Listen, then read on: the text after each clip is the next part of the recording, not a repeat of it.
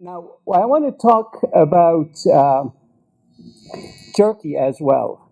And here there's an interesting story having to do with religion and commerce.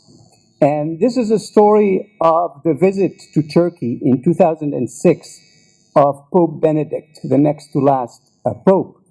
And so during his visit, he went to the so-called Blue Mosque, which is a 17th century jewel of a monument. And while he was visiting the mosque, something attracted his attention as he was leaving the mosque. It was a tableau with a very nice calligraphy inside. So he asked his guide, what does that say? And the guide said to him that, well, it's basically that a merchant is the beloved of God. Okay, another translation of that religious line is that he who earns his bread is a friend of God. But the logic is quite significant because it really shows not only the centrality of commerce and free enterprise, but also the fact that worshippers, when they leave the mosque, there's a strong chance that the last thing they will see is a call to commerce. Okay, so in my work on Islamic economics and Islamic finance, I was always very interested in many of those aspects of Islam, which also explain why for many centuries Islam was the dominant economic system. Islamic law governed commerce across continents, etc. And the one point that I want to add to what you've heard before is that not only is the market process and private property quite central, but these must be complemented by an ethical and a legal system. So most importantly, there is the system of qirad, which became the mudaraba system in modern finance, which is a forerunner of venture capitalism, as well as many other corporate forms. But one thing that is interesting about that form of commerce is that it existed in the Jahiliyyah already. You had the caravan trades that were organized based on an association of effort and capital. But what Islam brought was ethical norms as well as a legal system that was many centuries in the making. And this is where we can see, again, interesting specificities to Islam. One is the association of merchants with religious scholars. And the existence of religious scholars allowed the merchants to know that what they were doing was religiously acceptable, it was halal. And this is another interesting form of the checks and balances that we see in Islam, in that making money is good, being a merchant is good, but at the same time, in the way you make money, there are rules, primarily moral rules. And then once you're a wealthy person or well-off person, then you have obligations as well to society at large.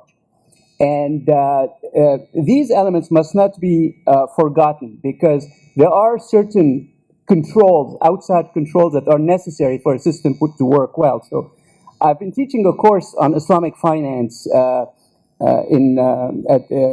the Fletcher School for about 11 or 12 years. And the one part of the course that I think is quite central is an explanation of something that many people have never heard of, and it's something called gharar.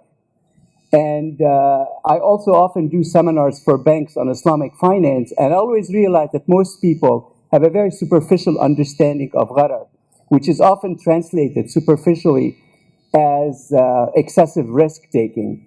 But the reality of gharar is that it is really about asymmetrical information. So it is about the fact that the seller very often knows more than the buyer. And in order to avoid exploitation and predatory practices, then there must be certain rules that are rooted in ethics. And this is, I think, extremely important to understand why, for example, Islamic finance did not suffer the way conventional finance did in 2008, because many transactions involving complex derivatives, etc., were forbidden because they involve gharar. So another way of looking at the Islamic tradition as far as free enterprise is that there's also an essential pragmatism that comes with it. And this pragmatism appears if you consider the variety of processes that exist in Islam to mitigate or moderate certain excesses, and in certain cases to allow for departure from principles. For example, you have the principle of maslaha, or the principle of darura, which would provide for certain exceptions to prevailing rules. And I can give you one quick example involving Iran, of all places, on the question of the use of darura.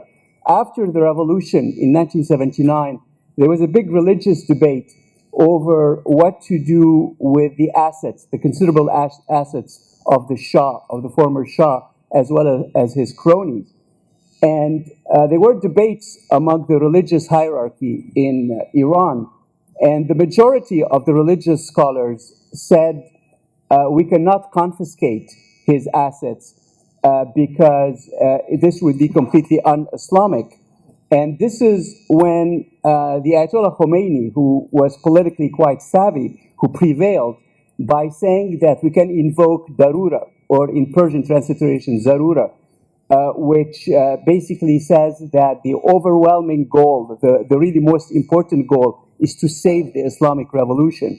And in the process, it is acceptable to break the rule.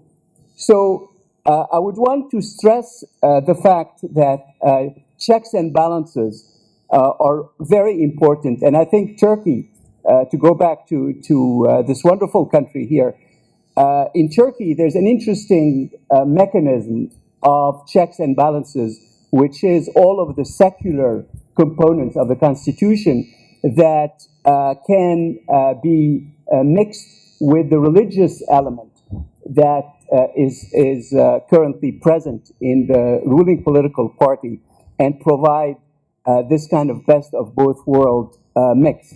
Thank you very much.